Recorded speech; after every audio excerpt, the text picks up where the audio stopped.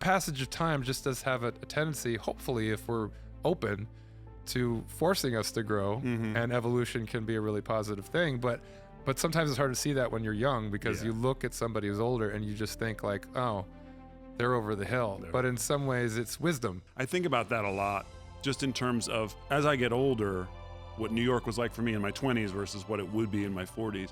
It's a real sort of sore spot in my heart that we haven't been back to New York City. And my son, we have promised him a week in New York. And every time we try to plan it, something goes wrong. And, you know, it's like, so we've dropped the ball. Welcome to another episode of the Harder to Breathe podcast. I'm your host, Ryan Dusick. I was the founding drummer of Maroon 5, but I'm now a licensed therapist, author, and mental health advocate. Today on our show is our end-of-year holiday special, closing out season 2. Amazing. Crazy. Can you believe that? Crazy. Season 2. Into our 3rd season, really. I mean, getting started. It's wild. Amazing. And it's my co-host, Maillard. I love you, buddy. Yeah. How's your year been? It's wild to think that the year's winding up already. It's been, you know, it's funny. I think of the years now and just compare them to 2020, which is the absolute, the nadir of years. And so it's certainly not on par with 2020, but it's also not 1996, which was just the golden years, you know? It's been an okay year. It's I'm glad to be getting ready to get into 2026 because I feel like there's good stuff on the horizon. But it's crazy to think that this is getting into our 3rd season already. I mean, we cheated a little bit in our first year. It's weird. Time takes on different meaning as you get older, and it's very strange. I feel like the first season, which was a half season, felt a lot longer than this second season. This one flew by. It feels like we were finding our sea legs. We were also we were working a lot. We recorded 15 episodes before the show ever premiered. We had so many episodes in the can before we premiered because we wanted to make sure we didn't run out. So I think we worked really hard in those first few weeks. This last year, we've just been coasting. It's been really simple. That's true. I guess things start to become, it almost feels like we're just not trying hard enough because we had to work so hard to get it off the ground and get it to the place. But now it's kind of a more smoothly running machine, I guess. And I would imagine, having not been in therapy in many years, it's kind of probably like starting therapy. Those first few sessions are probably gut wrenching, and you got to force yourself to get in the car and go, and then it becomes a part of your routine, and you'd almost feel empty without it. And I feel like coming here every couple of weeks, and sitting down and talking is just part of my routine now. And I'd miss it if it weren't here, but it's not hard work anymore. It's a pleasure. So but it's an interesting thing that happens with anything that's exciting and new, even work things. You know, at first it can be something that's really difficult, or it could be something that's really a lot of fun, and then it sort of morphs and takes on a different shape in time because it becomes part of your routine. And so something that was really challenging is not as challenging, and so it occupies a different space in your mind. That's a struggle that and we've talked about it on this show, that as an actor, I have to remind myself that as bad as I feel things get for me, there are a million actors who look at my career and go, I would kill to have that experience, even though I'm not working, just going and auditioning every day. And you know what I mean? So it's hard to keep that perspective all the way up to somebody who's been on a show for so many years that they're bored with it, or it's tedious, it's not fulfilling artistically. But you have to step back and go, 20 years ago, you started on this and it was like the greatest day of your life. Right. You have to remember to try to recapture that joy. And that's tough. Easier said than done. Yeah. A lot of people don't understand it because I remember my mom used to say, like, I don't know how you do that, how you get up on stage every night and perform like that. It just must be completely, well, it was, I guess, wrecking me in my nervous system. Right. But, you know, for the average person, the idea of stepping on stage and performing in front of a lot of people would be the highlight or low light of their year or life, if it was something that would cause them a lot of anxiety, or if it was like the biggest deal. And it still is a big deal every time you get on stage in front of a lot of people. But at the same time, anything becomes, it takes a different shape when you've done it for the 500th time in a row. Yeah. And, you know, I think that it is a challenge at a certain point because I think when you don't have the butterflies anymore, you're not able to perform to the same level if you don't have the same level of adrenaline. And so I think that's probably true for any work. You know, I mean, I think the first day on the job is always the most nerve wracking, and when you want to do the best. Year 20, you're probably like, it's a challenge not to phone it in unless it's something that you're even things you're really passionate about. Mm-hmm. Teaching, and I think about teachers who have had the same lesson plan for 20 years, and the first day of school for those freshmen coming in, it's the first time they're hearing, the dumb story that you've prepared, and for you to keep it fresh every year and to keep it exciting for you as much as for the kids has got to be a challenge. Have you noticed that at all with like any of the shows that you watch that you are like your heroes of yours in podcasting or otherwise that are like 8 years, 12 years, 15 years phoning it in? You're kind of like, they're kind of phoning it in now. Or, I mean, because obviously the ones that last that long tend to be the ones that are people that are really passionate about it. You have to be really dedicated. But look, we all watch like a Letterman get older, and at a certain point you're like, okay, this is the Letterman of the early. But I liken it to any. I mean, I just randomly I looked at a box score last night of the Laker game, and LeBron had 10 points and no rebounds. Now, if LeBron tried really hard, LeBron would have 30 points and 10 rebounds. But at this point, he's year 22. I mean, he's saving it for the playoffs. He knows what he's doing, and that's not a lack of passion. That's true. That's just pacing yourself, or saving it for when you need that reserve. Now, granted, when we're doing a show like this, you hope that the second the record button goes on, we're at the top level, and I'm not just coasting to the playoffs. But I think that's human nature for anybody to sort of, you know what it takes to get up to a certain level, and maybe you're not, like you say, the butterflies aren't there, but you can still turn it on when it's required. So, well, I think also different forms of media. I mean, podcast by nature is a slog. It's a long thing that you churn out every week. And the idea that they told us early on, like, don't expect to get anywhere in the first 5 years. Right. Like you're going to be doing this for a while. If you ever, have a big following, it's not going to be within a matter of a short period of time. It's something that builds over time. So I think we were kind of prepared for that to a certain extent. It's like, you just do it and you do the work and you continue to do the work. But it's a good thing that it's really just as simple as the two of us just chatting, which is something we do anyway. Yeah. So because if you needed to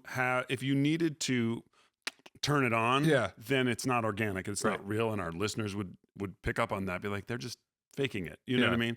That hopefully we have found a subject matter that is an endless well of conversation and inspiration. So every episode we can come in excited to talk about it because it's something new. It's not just rehash. It's not we're going over every episode of General Hospital one episode at a time.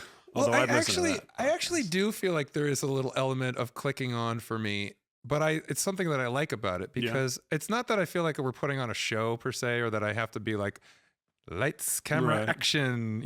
It's more just that we have a good rapport as friends and we talk about some of the stuff, whether the cameras are rolling or not. But when the cameras are rolling, there's an investment level that raises a little bit. Like, okay, we're going to go there. Like, and on any other given day, if we went for lunch, you might be like, hey, how's it going?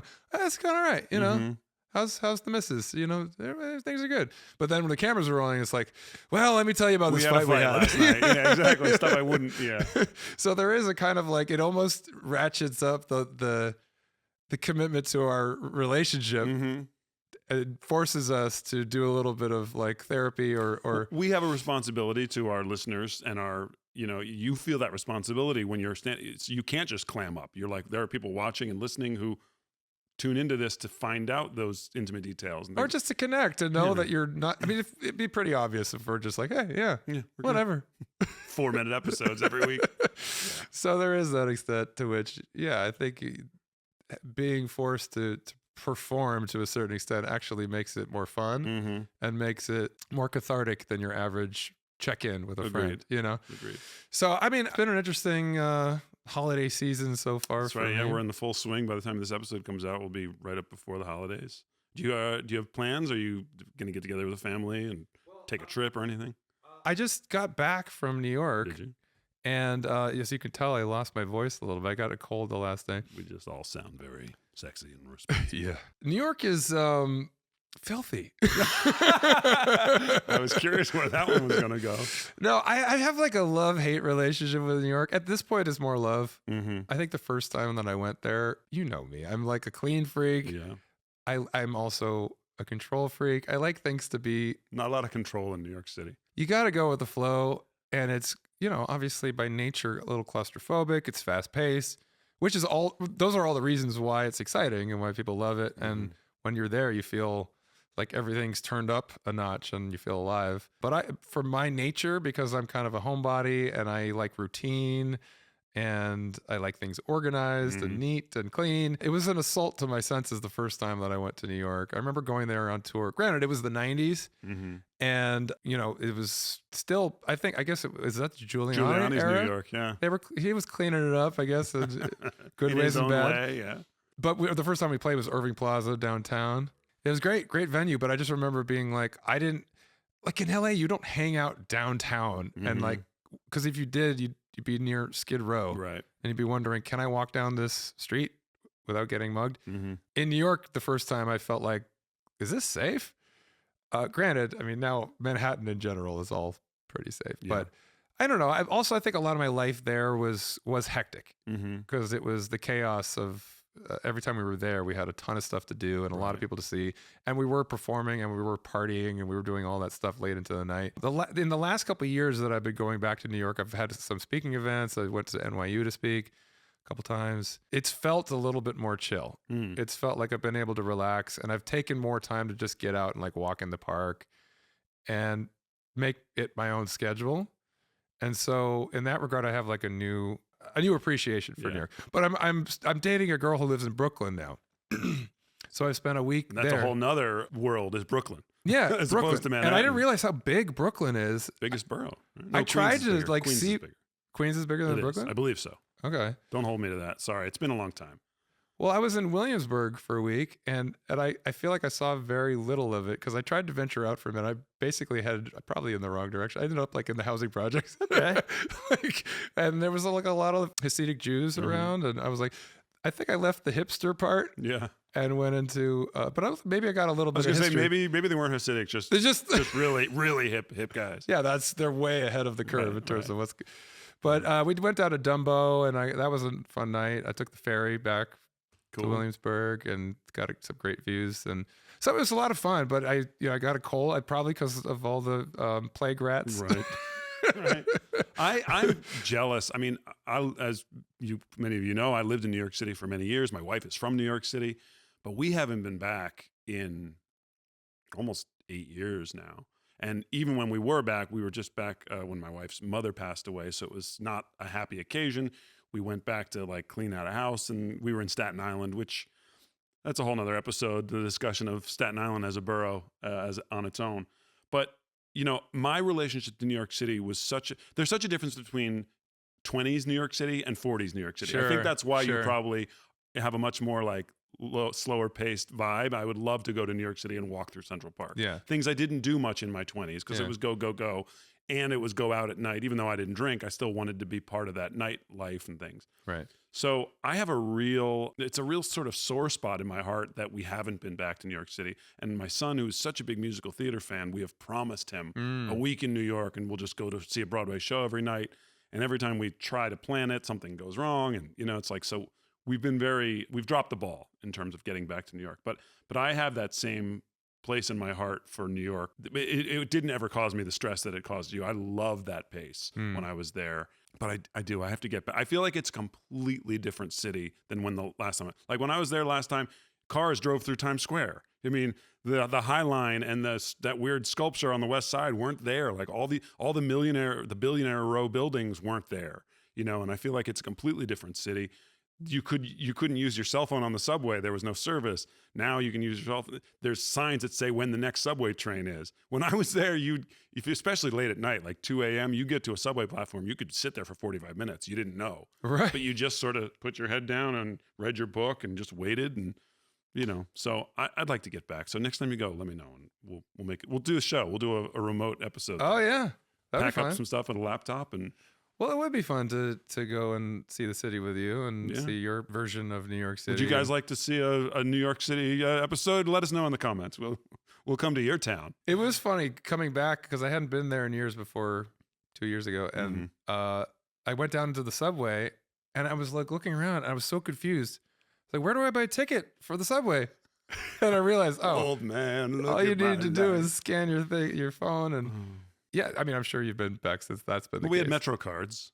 You're okay. We didn't have phone scans now. Yeah, but there's like, it's a ghost town there. There's no booths or anything to talk to a human being. That was a big thing. I remember when I was leaving, it was like the MTA was on strike because the workers were like, we're being pushed out of our jobs by robots. And sure enough, now it's all automated. But it's convenient. I mean, I don't know. It's a whole other conversation, I guess. But speaking of the subways that now tell you when they're arriving, I've seen people who have those signs in their apartments that are synced up to the train, so they can look and be like, oh, there's a 6 train coming in 9 minutes, and it takes me 4 minutes to walk the subway. I'm leaving now. So that'd be a very convenient thing to have had back then. So you know exactly when you're talk about control. Yes. You know exactly when you're leaving, when you're getting somewhere. And you don't have to pull, I mean, not being from New York, and I had to pull out the map. I had to look, what's the line and whatever. Now you just put it on your phone, you call it up, and you know exactly where you're going.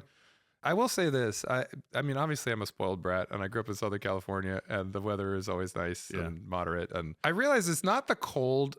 Well, the cold does bother me. I'm not a big fan of the cold. But once you're all bundled up and everything, I enjoy the quaintness of the brisk air and walking around the city in the cold. It's the changes in temperature.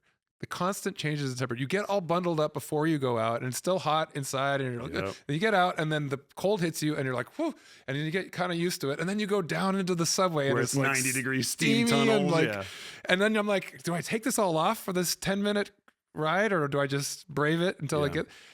And then I think that's why I got sick. So I don't know. Maybe not. It's probably just all the bacteria that's growing everywhere. No, I remember when I moved out here, when I was like, wait, I don't have to lug groceries up a 5-floor walk up in that cart, you know, that dumb cart that all New Yorkers have. Yeah. And I can just put it in the back of my car, and that was the deal breaker for me. I was like, I don't have to do that anymore. I'm moving to LA. So. Well, anyway, it was a great trip. Why were you there? Why were you in New York? Sorry. I actually, I think we did on a recent episode that I saw Maroon 5 at the Vegas. Vegas, and then we went to the Forum here in LA, but I ended up going to New York to see them at Madison Square Garden. As I mentioned, dating a girl in New York, I figured she needs to see that part of my my history. And we brought a bunch of her friends, and we ended up getting floor seats like right down in front. I got to go backstage afterwards and say hi to the guys, which was nice because we didn't get to do that at the Forum. It was a little hectic, you know, as it usually is, and they were all a little worn out. It was the second night of 2 nights in Madison Square Garden. But I realized I had only been to Madison Square Garden once before. I had never been there as a fan. The only time I ever was performing on stage at like a big Jingle Ball festival or something. K-Rock. And it was a night where we were in a dressing room with our or some of our families, and at different points in the night, Bruce Springsteen came in to say hi to us. Okay. And Jay-Z came in to say hi to us. Just a couple guys who sold out the Garden half a dozen, two dozen times. It was kind of interesting because, of course, when Jay-Z came in, like all of the young people, this was 20 years ago, were like hushed and like, it's nice to meet you, sir. And then Bruce came in, and all of the moms were like, that's funny. Bruce.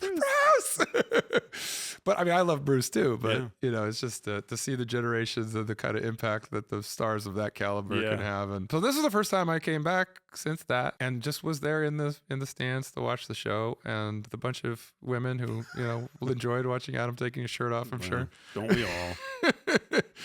But I also went to go see a musical while I was there. What'd you see? The Buena Vista Social Club musical. Ooh, how was it? I really enjoyed it. I thought it was awesome. You know, I'm not like the biggest musical theater guy, but I was invested already because I love that music and I love the story. And the shirts. You love the shirts. The shirts, yes. You know, it wasn't something that was heavy on plot, but it was just the performances were amazing. I mean, the singers. Just kind of like a jukebox musical where they just play the music. I mean, they weaved together a tale, and some of it was fictional. They, you know, stuff that I'm sure wasn't entirely true to history, but just enough of a love story and just enough of like, you know, the revolution is coming. We need to get out. No, I'm going to stay. Like that kind of thing. But the musicians, it was like that musical that you did where you all played instruments on stage. There was no orchestra pit. It was just musicians on stage playing, and all the performances were like either a rehearsal or in a nightclub. And you're seeing them actually just, it was like a band. You're seeing a concert / musical, and the dancing and everything. It was just, I found myself smiling more than usual at a musical, a lot. Usually I'm frowning. No, but then I also found myself welling up. I think I didn't realize that the points that they played up about the story kind of struck a chord for me, I think, because they said it, some of it in the 50s and some of it in the 90s. It was kind of going back and forth. And it was like these old people who had this wonderful thing that was their musical career in their youth. And then the revolution came and it all went away, and they just kind of had to shift into a whole other existence. Yeah. And then they had this wonderful thing, this opportunity to return to that and have the glory of it on a whole different scale. Yeah. I think that even though it's the loose connection, just like something that was a real passion and real moment, a moment in the sun when you're young, that you then have to walk away from and just move on with life. The idea of that coming full circle in some way and having a moment where it comes back into your life, it was like very... I can understand why that would resonate with you. Yeah. So it stirred things. Yeah. It's funny you bring that up, that concept of, what's important to you. And we were talking about, what New York was like for me in my 20s versus what it would be in my 40s. I think about that a lot, just in terms of, as I get older, if you watch a movie that you loved in your 20s and then you watch it again and you go, I relate to different characters, or I see things from a different perspective. Seeing my career from a different point of view. I just was working the other day. I got a job working on a TV show. Stay tuned. And I was working with a kid who was, he's in his 20s, but he was playing 18. He was very young, just getting started in his career. He's having some great success. He's a great actor. And I just remember watching him and being like, it's all in front of him. And he's so optimistic and not jaded, not like he should be. And not that I'm jaded, but he hasn't had the corners rubbed off yet. You know what I mean? It's still all shiny and new. The promise and the potential is all in front of him.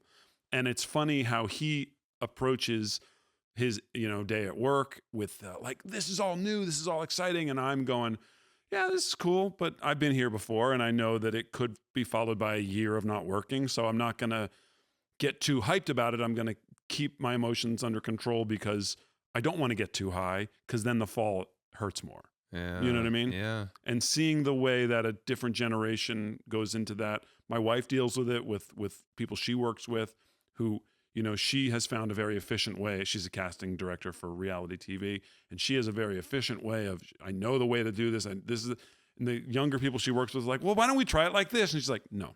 I've been doing this for 20 years. This is the way to do it. They're like, yeah, but we could try it. Like, and just, the exuberance and the enthusiasm of youth, which may take you off in a less than economical or efficient path, but it might be more enjoyable. It's like what we prioritize now at this age, which is efficiency and the least amount of pain involved, whether it's physical in our bodies or emotional in our soul, and it's just it's fun to step back sometimes and watch somebody else go through it and go, I wonder if they'll make the same connections or the same mistakes or suffer the same things that I did or what, And so I'm sure you probably experienced that in New York City with people. I mean, people show up to New York City every day with that enthusiasm of the big city and. Yeah, and I'm sure that this kid, isn't reflecting on any of that in the way that you are, because you don't have the life experience to really reflect on, but he is seeing you through a different lens and looking at, I think when you're young and you have all that, you're full of piss and vinegar. Sure.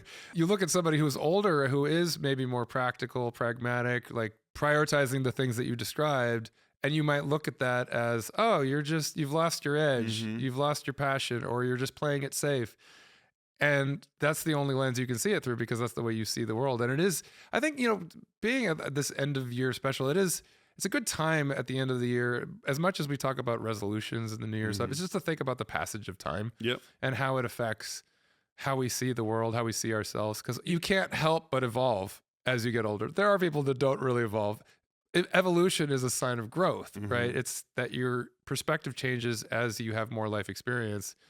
And some of it you can't help just because you're in a different phase of life. And when you get older, you don't have as much energy or as much reckless abandon, or like you have more practical concerns that have to do with the practical concerns of life that haven't even hit you yet. So it doesn't take you necessarily maturing to just see life differently because you're in a different phase. But the passage of time just does have a tendency, hopefully, if we're open, to forcing us to grow, and evolution can be a really positive thing. But sometimes it's hard to see that when you're young, because you look at somebody who's older and you just think like, oh, they're over the hill. But in some ways it's wisdom. Did you ever see the movie Rounders? Yeah. Yeah. So Mike McD is played by Matt Damon, and he wants to play the big game. He wants to, it's $10,000 buy-in, et cetera, et cetera. Right. And he's got this buddy named Kanish, who's played by John Turturro, who's in his 40s, and he's just a grinder. He just goes to play, he just makes enough to make his rent each month and this. And they look at him as if it's like what they say in casino. It's not that he's winning $100, it's that he's losing 1,000 by not betting bigger. Right. And Kanish understands that he's got a family, he's got a mortgage, and if he can play, now granted, I'm equating all this with gambling, which I'm not a huge fan of, but it's just the metaphor is there. He understands that it's not about the $10,000 buy-in. It's about the little games and grinding it out every day. And it's like my career. I mean, I'm not a series regular on a show, but I pay my bills with my acting career, and that I'm grinding out a life, and it's honorable, and I'm proud of the work that I do. And it's hard to keep that perspective for myself. We've heard me on this show complaining about how I wish I had more, and sometimes I get really down.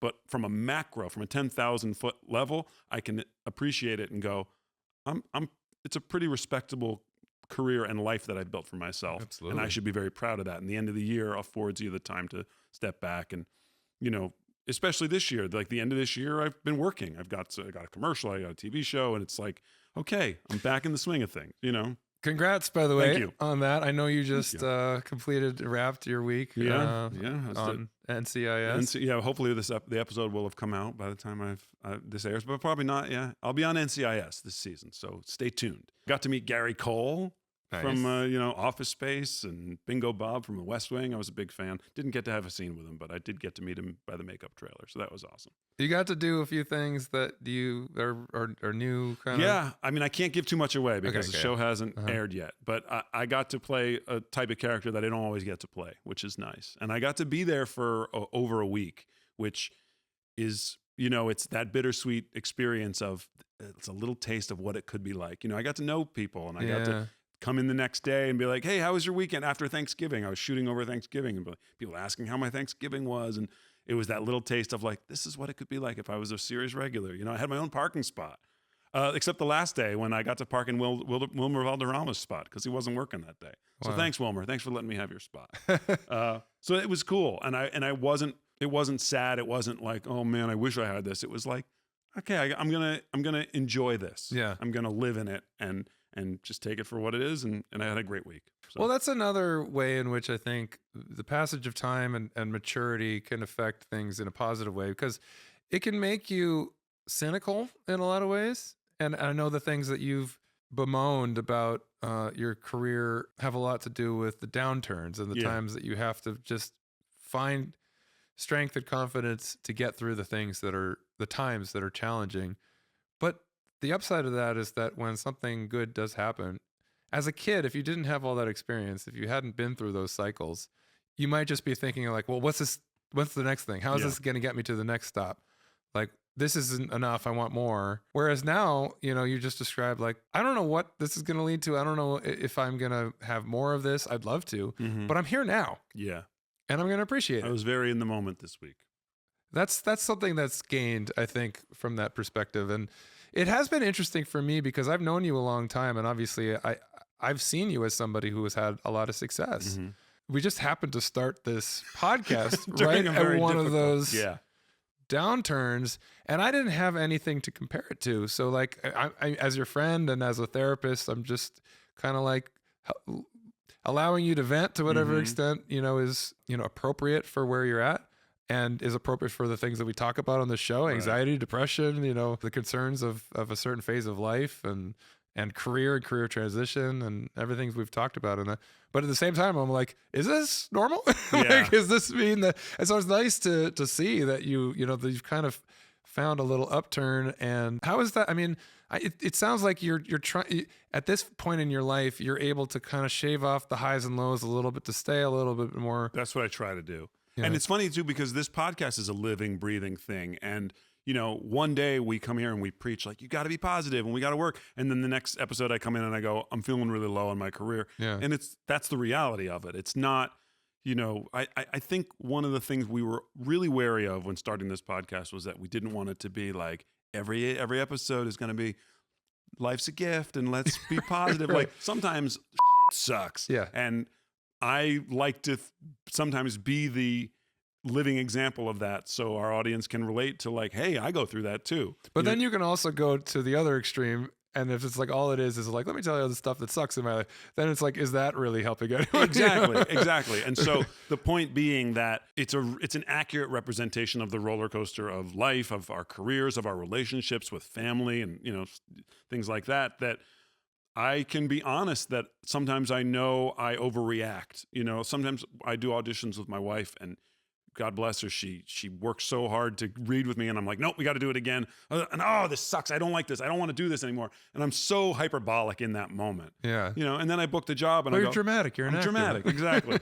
But I love that. I love that we present that to our audience, and that I'm not trying to sugarcoat it and be the you just got to keep persevering, because if you follow your whatever. The reality is that sometimes it works and sometimes it doesn't. And right now I'm in a happy place. And you're right, shaving off the highest points and the lowest points is a little helpful in terms of not getting too high and not getting too low, but also knowing the bigger picture, knowing that on a long enough timeline, we're staying right here in the middle. So when I'm down here, I go, all right, I know it's going to come back. And I'm up here, I go, all right, I know it's going to end, but I stay calm and I'm appreciative and I'm all those things, all the things we talk about on this show. It helps to keep it in perspective, and helps me to think about the bigger picture and grind out those $10 pots like Kanish, just God bless that youthful passion though. Yeah. And I'm sure that's fun to see. In some ways, I'm sure that you see a kid and who's in that phase of their career, and you're like, you little don't know anything. You're going to learn this industry is going to teach you. Chew you up and spit you out. Yeah. But at the same time, it's kind of like longing for that, and how that sort of innocent joy of everything's on the horizon. And on the contrary, it was really cool to, I had a scene where things had to be a little physical with this kid. Uh-huh. And I felt the responsibility to like take charge. And I was like, I'm going to do this, but you lead it. Like I'm going to make it look like I'm manhandling you, but you dictate where we go, because I want you to feel safe. So he was like, oh, okay, cool. Like it was cool to be the experienced guy and be like, maybe you haven't ever done a scene like this, but I have. And so here's the easier way to make it work. And, and then stunt coordinators would come in and be like, yeah, absolutely. Let's do it like that. And I'd be like, all right, I'm in control of this scene, but I'm going to let you feel safe, and it was a great place to feel experience and to feel that sort of like, I'm the elder statesman here. I'm the guy who knows what he's doing. And that was cool. That is so cool. That is, I mean, that's a gift to be able to give that to someone, because that's sort of the silver lining for me and all of the stuff with my career and the way that it ended and stuff is that, I mean, I don't work with young musicians primarily. I work with a lot of different types of people in the music industry a lot. But pretty often, whether it's a direct link or just an adjunct to my music career, just life experience as much as my education comes into a moment where I'm like, yeah, listen to me, kid. I'll tell you a thing or two about life. And that's a gratifying thing when you realize, even if it came from frustration and setbacks in your life, you were given that gift that you can pass on to somebody else that feels like you have something important to share. It's interesting. Yeah. I mean, I look at that time in my life, and it's appropriate to be a little bit of an idiot when you're young, and to just have that sort of, just that wild-eyed enthusiasm for things. And there's pros and cons to everything at every point in life. When you get older, you have wisdom, and there's that phrase, youth is wasted on the young, and you only gain that as you get older, and you lose youth. It's like me out on the ball field now. I'm just starting to play shortstop a lot more now, which I never played growing up, because I always thought little guys played shortstop, and my legs were too long. I was too. Never heard of Cal Ripken Jr.? Yeah, that was the 6'4". only. That was the only example we had when I was a kid. But I just felt like I had the body of a pitcher, and that's where I was best suited. But now I'm like, hey, I have the skills as good as anyone out here. I could play this, but I'm like, but now I'm slowing down, and the younger guys are quicker than me. And I'm like, damn it. I wish that I had figured this out Yeah. 20 years ago and I had more time to do this, but at least I have appreciation for it. And I'm like, well, as many years I have left that I could still quickly kind of get to the ball and turn and throw, I'm going to do it as much as I can. You know, at some point I'm not gonna be able to do it at all. So those are the trade-offs in life. You know, it's like, you don't get that appreciation unless you get to a certain place of experience. Speaking of which, I found out I do not have a torn rotator cuff, but I do have a torn labrum, like muscle type thing. So I'm going to do some PT, try to fix it up. Maybe we'll do a cortisone shot. I want to keep playing too, but I'm actually at an okay place with it where I no longer go, I can't play golf without knee pain. I go, I can still play golf with this knee pain. It kind of sucks, but I'm not going to not play golf. I love playing golf. I'm not going to not go out in the backyard and play basketball with my son. I can't jump as high anymore. I used to be able to dunk. Like I could grab the rim. Oh, really? Can't do it anymore. Yeah. But I don't lament it like, well, I'm not going to play anymore. I'm still going to enjoy what I can do. I think about that sometimes when I see ads for like mobility scooters and walkers, and I go, that would be so sad for me as, you know, say I'm in my 70s or 80s and I go, I can no longer get around safely. I'm going to need a walker.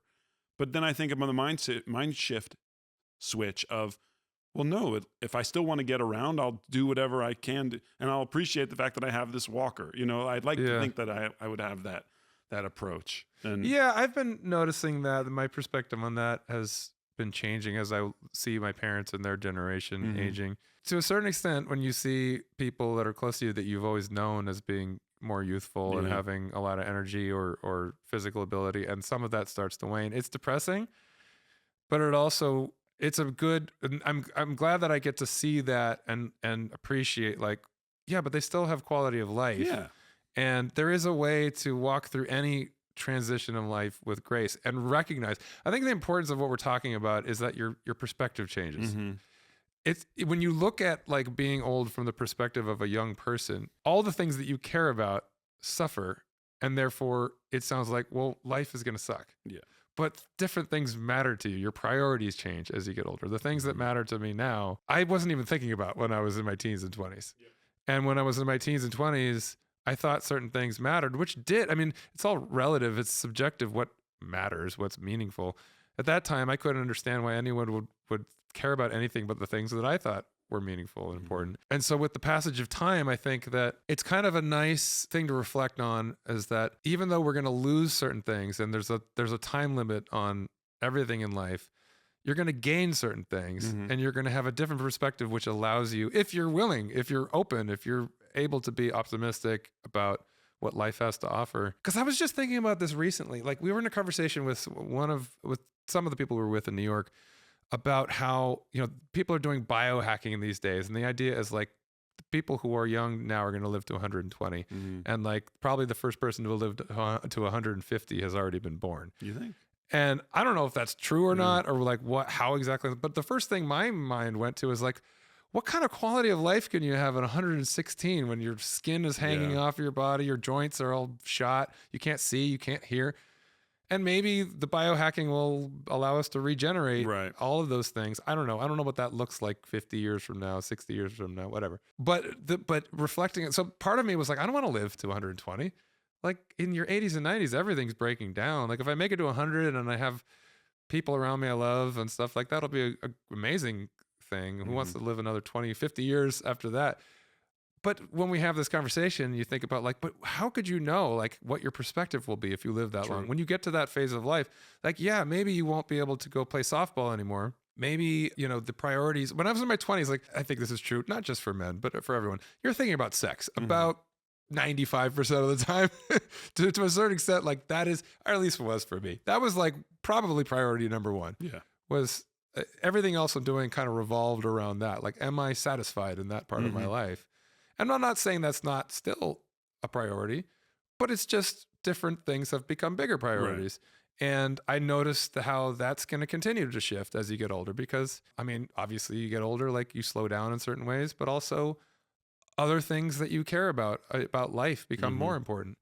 And so who knows, another 50 years down the line, as you evolve spiritually, as you become more connected to what is at the core of your being and how you relate to the experience of life, the universe, Right. and everything. Yeah. Like, what is that going to mean if you can have a quality of life at 100? But I appreciate the insight that my age is affording me now, because now it allows me to look ahead in the way that I now look back and say, I wish I had had the perspective when I was 25 to appreciate how good my body felt then or whatever. Yeah. Now, because I know that, I can go, imagine I wake up tomorrow and I'm 75. Or rather, imagine I was 75 and I wake up and I feel the way I do today at 48. I'd be thanking God that I'm like, my knees feel great, as opposed to how they. So it allows me to appreciate it more now. Yeah. You know, in the same way that, and like you talk about, you know, virility and things like that. I mean, I've been married a long time. I've been married 13 years.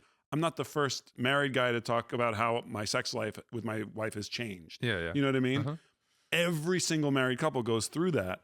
And initially it's a push and pull of, you know, it's not like it used to be. And now you figure out that it's part of a, you know, that word holistic comes up so often on this show. It's our relationship, our literal day-to-day, who's going to do the dishes. It's raising our son. It's she wakes up early, I sleep late. You know, it's like, it's all those things that are a factor that you go, well, any one of those things isn't the be all end all. It's the bigger picture. Am I happy? Are we happy? Are we creating a good life for our son, type of thing? And so it's not that it's not a priority, but it's not as important. It's not 95% of our relationship. You know what I mean? Yeah. And I feel like that is the goal of every interaction and every relationship. You know, I have a relationship with my mother that is beautiful because we check in. I talk to her every week, but it doesn't feel like I got to call my mom this week. The guilt that I feel that she lives alone in North Carolina and she's, you know, getting up in age, and I don't see her as much as I should. You know, the holidays make me think about it a lot because we don't go home for the holidays. Yeah. Just because our families have spread out. My wife's mother passed away. My father passed away. My mom's husband passed away. My sister, you know, it's like everybody's just spread out to the four corners of the earth, and we're all like, it's just easier. I mean, we'll FaceTime on Christmas.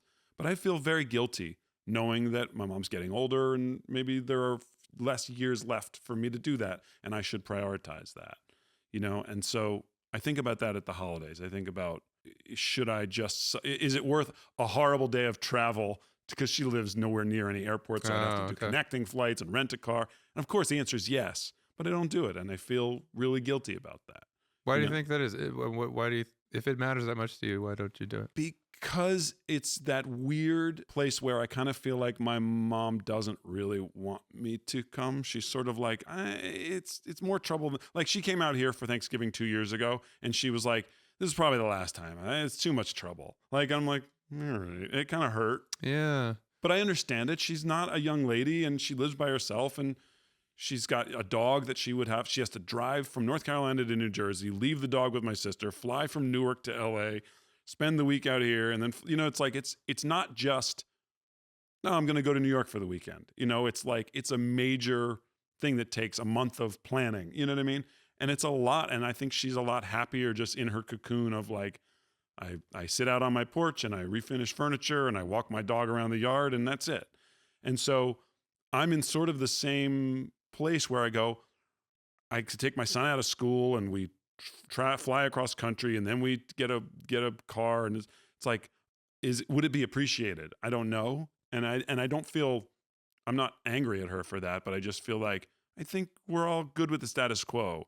And maybe I should just show up on her doorstep and she'd be happy to see me. But I don't know. It's a tough thing to balance. You know what I mean? It's when those roles aren't as clearly defined. Like you say Sunday nights you would go home to have dinner with your parents like every week, and you know, holidays and Mother's Day is such a big thing for you guys that rhythm is established. So you know where you stand in that. For my family, it's a lot more do your own thing. Yeah. We'll get together and it's great. And every couple of years, my mom would come out here. And when everyone was alive, we would fly back to New York more often. But now we don't. We all just sort of go, it's cool. No one takes it personally. I love you. We FaceTime. It's that. But there is a big part of me that wishes either she lived closer or that I was a better son who sucked it up and said, no, we're flying to North Carolina and driving the 2 hours from the airport. And we're going to be there this week because you need me. And she, and sometimes I don't know if that's true. I don't know if she'd actually resent it, because it's like, I don't want you in my space. It's more trouble than it's worth. You know what I mean? I don't want people worrying about me, all those things. I think this is something that a lot of people, this is probably pretty common, something that a lot of people deal with. And also what is a challenge is, as you get older and you have mixed families, you have partners, and you have families that live in different states, and just the logistics of like, whose family are we going to spend the holidays with? I mean, that's something that a lot of people right in this moment are dealing with. And then travel has become such a difficult thing. A lot of people do both. They'll do 3 days in Detroit and then they drive to Chicago, and you're like, oh my God, I can't imagine doing that. And even just the expense of it, I mean, like, how are you going to afford that every time you have the holidays season? And there's so much that comes up around the holidays that it's no longer just spending time with family and just the good tidings. And even, I mean, in this world that we're all living in, where everyone is affected by the changing economy, the changing availability of jobs, like all the things that we're not going to go into deeply, but just simple things like we used to watch old holiday movies, and it was just, maybe that was just a very idealized version, and life was more complicated then. But it seems like 50 years ago, it wasn't as complicated as it is today, just to bring people together and give gifts and have a nice time. But now you have families where people have a real discrepancy in terms of their values, in terms of their things they can afford, in terms of, I know, like, even within you mentioned like Mother's Day, for instance, it's a tradition in my family that I didn't realize that everyone doesn't prioritize Mother's Day in the way that my family does. For me, my dad always made a big deal out of Mother's Day. I could psychoanalyze that probably because he lost his mom young, and he wanted to make sure that he really showed my mom and the other moms in our family how much they mattered. And you never know when you're going to lose somebody, and just really take the opportunity to show your love. So that was a priority of mine. And when I started making some money, I decided to take it on me to start hosting Mother's Day at my house. And I just thought of it as like, this is this wonderful thing I get to do for my family. I'm going to be generous and throw a nice party, flowers and rent party rentals, and have a big table and treat them like the queens that they are. And I got, the matriarchs of my family, like massages and all this stuff. And it kind of like, I feel like my mom appreciated it, and a couple of the older women appreciated it, but some of the younger moms and younger people in the family were like, this isn't what I want to do for Mother's Day. Yeah. And kind of, there was I felt like a little bit of resentment, and even the accusation that I was just showing off, or just like, well, now Ryan has some money and he's going to do something that we can't really do. Yeah. Or it's not as much of a priority for us as it is for him. And that really bummed me out, because at first I was like, hey, come on, like, I'm doing something nice here. Like, have some appreciation. With a little bit of time and maturity reflecting on it, I'm like, maybe I was showing off a little bit. It's like, I just, for the first time in my life, had my own house and my own little bit of money. And I wanted, as much as I wanted to do something generous and kind, I probably wanted to show off on some level a little bit, but also there was just not the maturity level to recognize, like, everyone's in a different position in life. And these things are a little tricky in terms of how families come together and what the priorities are based upon where you are in your life, what you can afford. It's like destination weddings.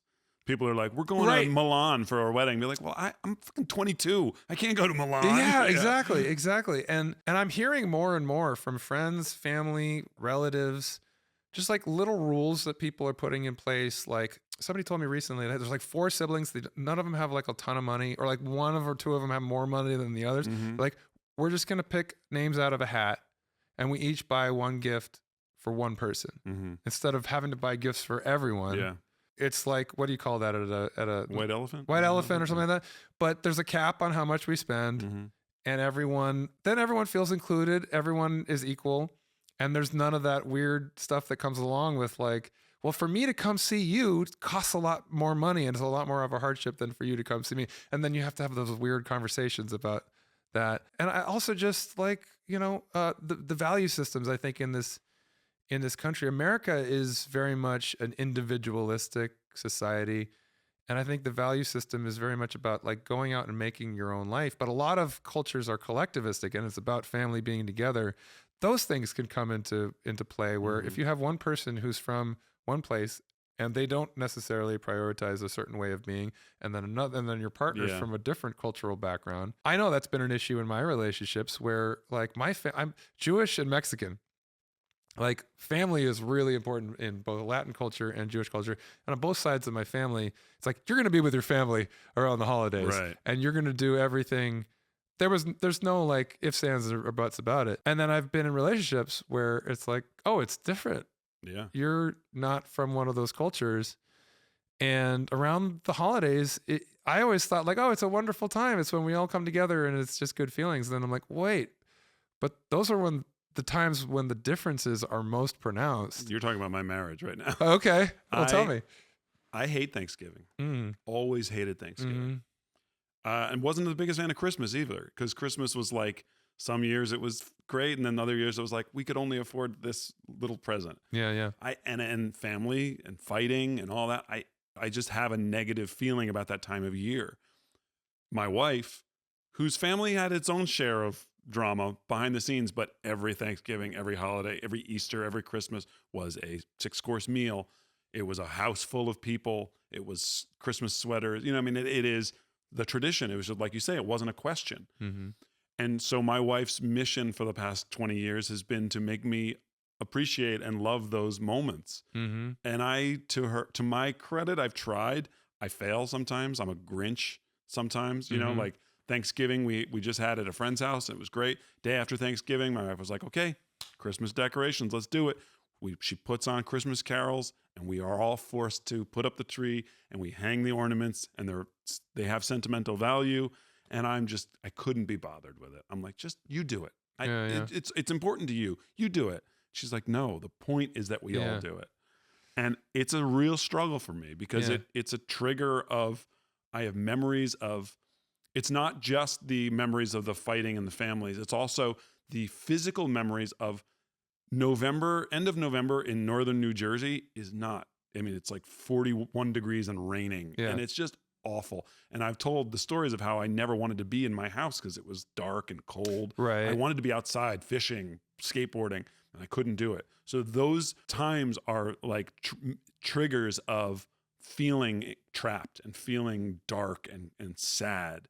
And so even the food is brown. It's turkey. It's mashed potatoes. It's gravy. It's just, I want some bright happiness, you know? Yeah. And so it's been for an entire relationship, it's been a struggle for her to kind of pull me out and go, it doesn't have to be that. That was your experience when you were 10, but now you have a beautiful family who loves each other and wants to spend time with each other. And I go, but it's deeper than that. I'm sorry, she doesn't understand it a lot. Yeah, there's trauma in there, or if that's what you want to call it. Triggers, that's the good word for it.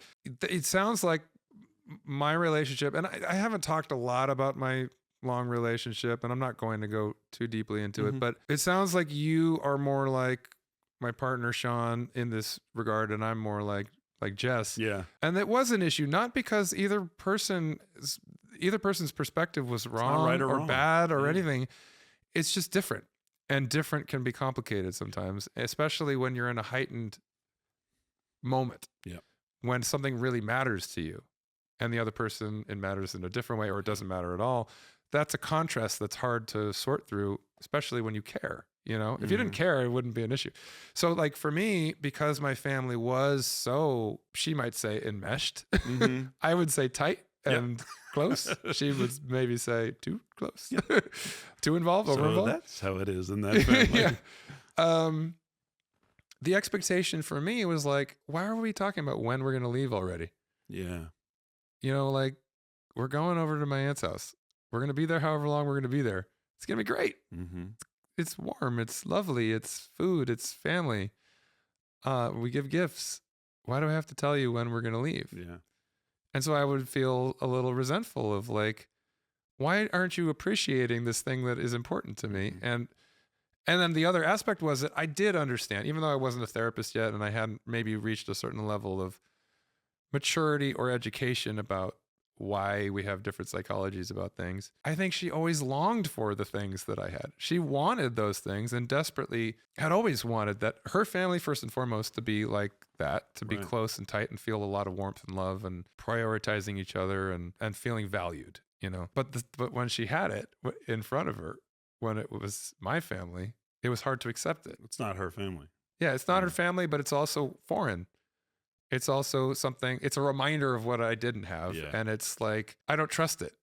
Yeah. I don't trust it. It feels like, well, I want this for myself, but it doesn't feel safe to accept it. And so there was always a little bit of a pushback. It's not like a dramatic thing, but just enough that I think what you're describing, Jess, is like, I just wanted her to appreciate it and have the same priority. And because I think at the end of the day, we all want love. We all want to feel like we belong but you can't force yourself to be able to accept that if it's something that's not comfortable for you. So I think we both wanted her to get there, but it was hard for me at a certain point to understand that it's not easy to just get past those triggers that come up. And then vice versa. She didn't understand why. She's like, how are you still having fun after 5 hours with your family? Like, they're great and I love them. And so there was a mutual sort of just not understanding what was going on for each other, and that could cause frustration. And for me, it was also, hypocrisy is too strong of a word, but just family drama.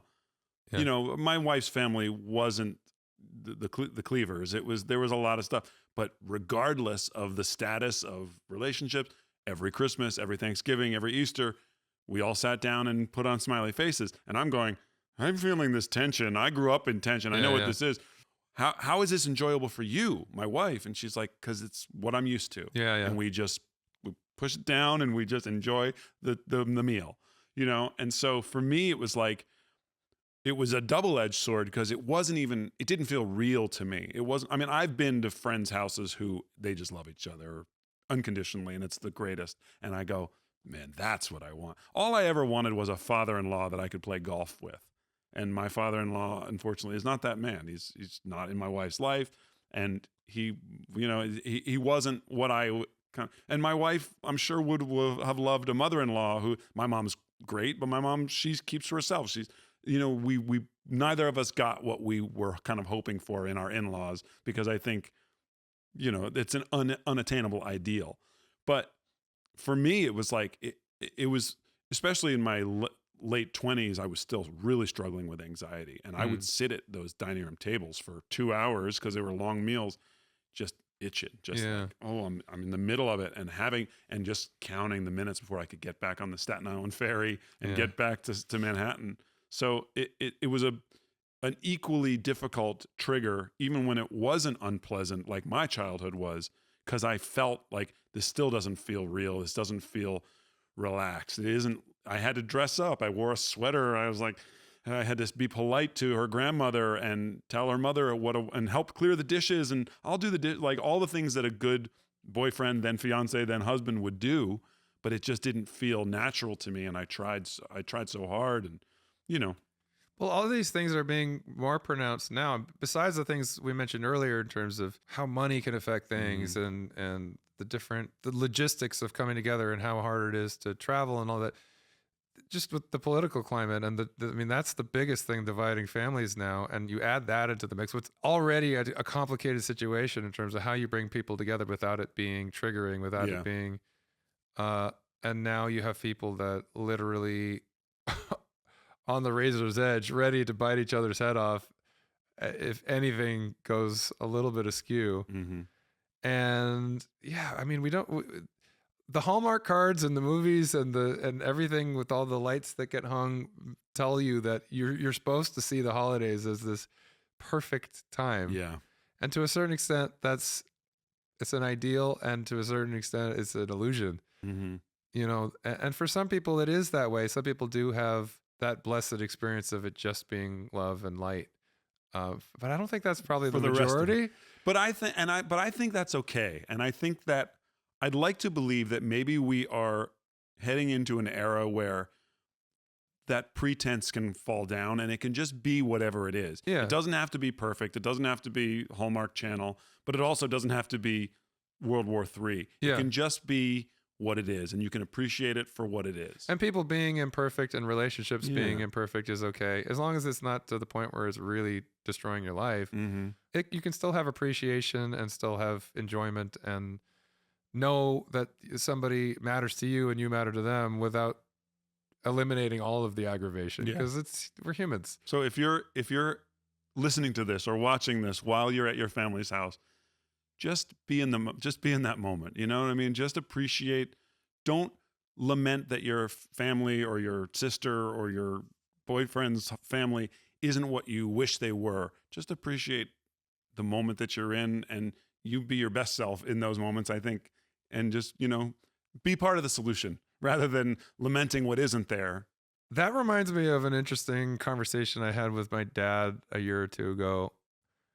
As I've told you before, in recent years, my dad in particular, have been calling me more and more for advice, which is an interesting dynamic. My parents, I think by their own admission, but certainly by me and my brother and our partners' assessment, purely out of love, but can be over-involved, and my dad in particular can be controlling. I mean, that's what he would admit to, not in the worst sense of the word, in the best sense of the word. Just like wanting so badly to take care of people and to bring good spirits and to bring love, and that it can be smothering, it can be too much. And I think that my parents, had always, the way you described, always wanting a stepfather that you could play golf with, right?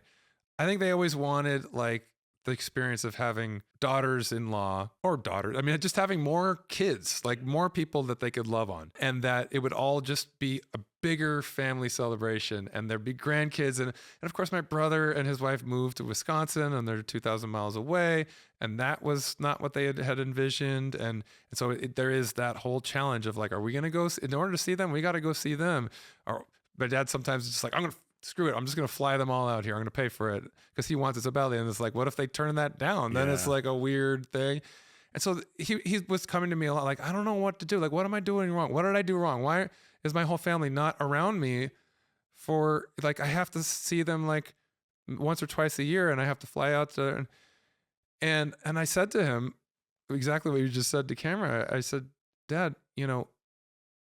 instead of lamenting the relationships that you wish that you had that you don't have, or the thing that you long for that's not reality, maybe try having some gratitude for what you do have. You've got 2 healthy sons who have great lives, and 2 healthy grandkids who are growing into wonderful young men. You've got a daughter-in-law who loves them more than anything in the world and would do anything for them. They're wonderful parents who have prioritized their health and happiness above anything else, very selflessly, as you did. Like, it's not a perfect situation. We don't all live together under one roof, because that's anything short of that is not the ideal for them. Like, just my buy mom, the 3 houses all next to each other. Yeah, we'd all it'd be just, that's the way my dad grew up, literally on a cul-de-sac. His entire family, like his grandparents, his great-grandparents, his grandparents, his cousins, like everyone lived on one street on a cul-de-sac, him growing up. My mom in Latin America, like the generations lived together. Her Mami Grande lived with them. And I think that's what they both imagined, and it's like, okay, so it's not that. Yeah. But if you're holding it against that and everything, you're just going to be always complaining or feeling like it's falling short. You're missing out in the appreciation of all the incredible blessings that you have. Mm-hmm. And relationships are imperfect. The world isn't perfect. Life is imperfect. People have their own priorities. People want to go off and follow a career and move to another city, and they're further away than you'd like them to be. Or, they would choose to raise their kids in a certain way, and it's different from the way you want. Whatever it is that creates these divisions or these things, again, short of things that are truly toxic, we don't obviously want to carve out an exception for that, because there are times when somebody is not a good influence in your life. But in general, if we can get past the things that separate us and remember the things that actually are the things we need to be grateful for, and that we appreciate about people, that's going to make those times that much more special and that much more lovely when we do get to see them, because that's life. Yeah, and you're reminding your dad that your brother didn't move 2,000 miles away because of him. No. He moved 2,000 miles away because that was the best thing for his family. That was the best thing for his life and his kids. And my mom living in North Carolina by herself is not because she wants to be away from me. It's because that's where she wants to be at this point in her life. She's a cool old lady who just wants to live alone with her dog, and you know what I mean? And I have to appreciate and respect that. If I feel guilt or I feel like there's something more I could be doing, then maybe I should do that. But I'm not going to heap it on her and be like, well, why doesn't she want to be with me? You know what I mean? Same thing with my wife's family. It took me years to believe that her mother liked me, because her mother was not, I think I told this story. My wife had her wisdom teeth out, And she was like, I'm talking to her mom, and I'm like, okay, all right. She says she loves you, and my wife writes, no, she didn't, because she knows that her mother doesn't say I love you. Like, that was just like not the type of person she was. But every Easter when I would go there, she'd make me an Easter basket that was 3 feet high with vitamin water stuffed around it and quarters for us to do laundry. It was how she showed love. Yeah. And it took me, wow, I got choked up thinking about that. It took me years to realize that that was what love was for her. And I didn't need it to be a hug and you're my favorite son-in-law and I love you. Would I have liked to have played golf with her father? Absolutely. But not in this situation. You know what I mean? So I appreciated it for what it was. And now I think back and it makes me choke up because it was beautiful. Yeah. It's who she was. It was what she could give. And I didn't need any more from her. Yeah. You know? And so whether it's that conversation or going all the way back to the beginning and appreciating that I'm parking in Wilmer Valderrama's spot and not looking beyond it to next week, just being in that moment and appreciating things, it's such a more pleasant life than going, yeah, but I could have been in Gary Cole's spot, you know? Or I could have had a father-in-law who was a member at a country club and I could have been playing golf, or no, there's no point to that. What's the point to that? You know, the only thing that you can do is enjoy the life that you're in. And if you're just appreciative and living in that moment, then that's where you'll be. Well, that really that's a very Gary Cole in the Brady Bunch movie. Wherever you go, there you are. I didn't really say anything, but the point is the same. Well, I mean, really, it may be cliche, but that is kind of the point of the holidays at its core, right? Is to find gratitude for the things that you have, not for the things you don't have. Yep. Thanksgiving, it has a whole weird history to it, but in its modern day application, it's a time to reflect on being thankful for the people in your life, the imperfect, flawed people in your life that you love anyway, that you appreciate, having in your life, and giving gifts exactly like that story you just shared isn't about how much money you spend or about what you have and what you don't have. It's about the ability to express love in a thoughtful way. Right. And it doesn't matter. I mean, there's very few people on this planet, I'm sure, that value the monetary value of the gift that somebody gives you. If somebody clearly thought about you and cared about you and gives you a gift like that was thoughtful, like you need tokens for to do your laundry. And it's like, like you really. Last year, my dad gave me a gift. Did I tell you about this? I'm not sure. I feel like maybe I talked about it, but I can mention it again. Nobody's going to remember. When I was a little kid, I had a baseball card collection, and I started one when I was 6, 7 years old. That at a certain point I had to start over because we had a TV movie shot, like we rented at our house at some point for them to shoot some scenes from a TV movie at our house, and we stayed at a hotel for a week. They put us up in a hotel. And when I came back, my folder with my baseball cards was gone. Oh, no. And so some PA walked off with it. And I don't remember anything else that was in that folder of cards except for my one prized possession, which was a Sandy Koufax card. A big Dodger fan, like my dad's guy growing up, Jewish ball player of the 60s was Sandy Koufax, right? And so that was my one like good vintage card that I had. And I got a lot of great cards after that. I had a Johnny Bench rookie card. I had, I had a Willie McCovey rookie card, Tom Seaver rookie card, a bunch of good cards and sets and stuff. Modest collection.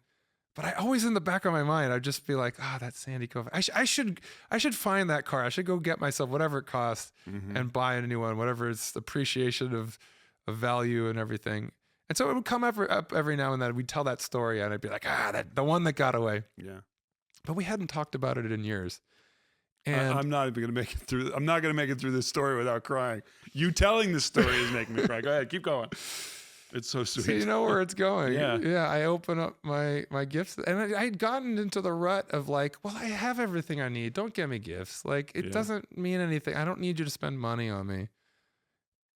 And I open up this thing, and there was a lot of the little gifts that are just cute and sweet. And then I open this thing. It's 1963 Sandy Koufax card. And there was a Jackie Robinson card in there too. It's a tough daddy. And honestly, I had all my baseball cards in my garage in a cabinet.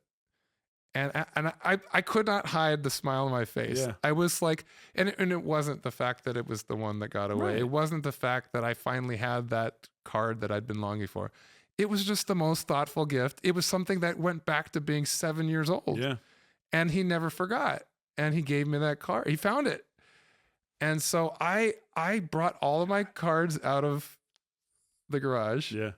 I set up a little counter in my office in the house, and I put them all out, and I put my Sandy Koufax card on display because I was like, I need to have a little shrine to this, you know? And I have like when I was 9 years old, I think my 9th birthday, the California Angels, as they were called at the time, were actually pretty good. It was the year they lost to the Red Sox, who lost to the Mets. And we went to a game at the end of the season, and somehow my dad had a connection, and we got a ball down in the dugout that they all signed. Oh, wow. I've had that for 40 years, just sitting in the thing. And Reggie so now, Jackson on that team? Reggie Jackson was on that team. Wally Joyner, Mike Witt. Yeah. And so just all these little remnants, they've just been sitting and gathering dust, and now they have it's like, you know, you gotta give prominence to the things that have some meaning, because meaning is just. And it's not a shrine to baseball.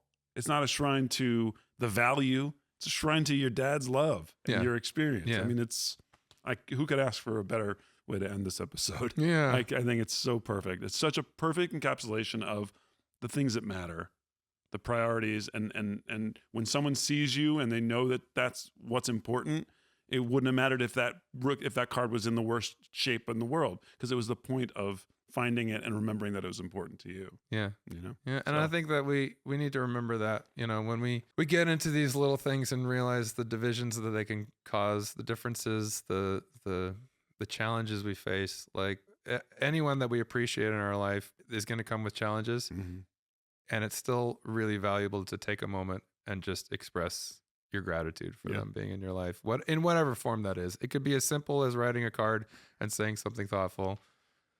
It could be as grand as getting on a plane and going and knocking on somebody's door. But anyway, that's what the holidays are to me. It's that's at the core of it, regardless of everything else. With my family, it's the placemats and and all the stuff and the pomp and circumstance. But all of that would be meaningless if it wasn't for the love that's underneath it, the appreciation that's expressed in those gestures. So if you can remember those things, then regardless of context, you can find the holidays a special time. And it may sound corny, but we're really appreciative of the people who take the time to listen and watch this show. You know, I think about the relationship that I have with the podcast that I listen to, and how much I appreciate the effort that they put into it, and as a fan. So it's a weird place to be a podcast listener and a podcast host, because you know what that experience is. It's a you know, a transactional thing where you guys really appreciate us and we really appreciate you. I can't believe we're done with 2 years of the show and we're rolling headlong into season 3. But we hope you'll stick with us, and we hope you'll keep listening and watching. We've got a bunch of cool guests lined up for season 3 in the music world, in the acting world, in the mental health space. So stay with us on this journey, because it's been really cool, and we want to keep it going. So we really appreciate you guys, and thank you for being supporters, and please continue to be part of the conversation. Message us, comment on our videos, email us at hardertobreathepodcast@gmail.com. We want to hear from you. So we hope you have a great rest of 2025, and here's looking into 2026. Let's get into some resolutions and get moving. Right. Well done, man. Yeah. Congratulations on another great season. Yeah, agreed. It's been like I said, this year has flown by. I can't believe that we've completed 2 seasons, and I think that you know, the little break and starting up a new season will give us even more rejuvenated spirit in terms of like what we're trying to do and accomplish with this thing that we've been spending so much time cultivating. So yeah, congratulations on all that hard work. Love you, buddy. I love you too, man. Well, thank you for joining us for another season of the Harder to Breathe podcast. I can't believe it's already come and gone. Stay tuned in a couple weeks, at some point early in January, when the show starts up again, and we're gonna have a whole new batch of guests and fun things that we talk about. Hopefully, you know, you'll find some appreciation in the holidays and the ways that we describe. We wish you lots of love and light as the year comes to an end, and hope that the new year brings good tidings for you and your family and the people that you love. Join us next year right here on the Harder to Breathe podcast.